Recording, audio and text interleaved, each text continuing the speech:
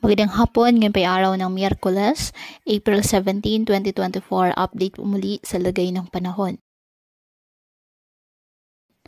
Ayon sa pag-asa, nakapagtala muli ng bagong pinakamainit na record sa bansa ngayong 2024. Itala ang 40 degrees Celsius na temperatura nitong Lunes sa Itiagi, Isabela. Ayon sa pag-asa, ridge of high pressure area ang nakakapekto ngayon sa eastern section ng northern at central Luzon.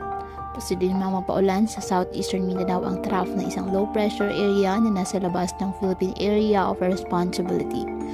At halos malapit na po ito sa equator, kaya mababa na ang chance nitong pumasok ng ating Philippine Area of Responsibility at maging isang bagyo.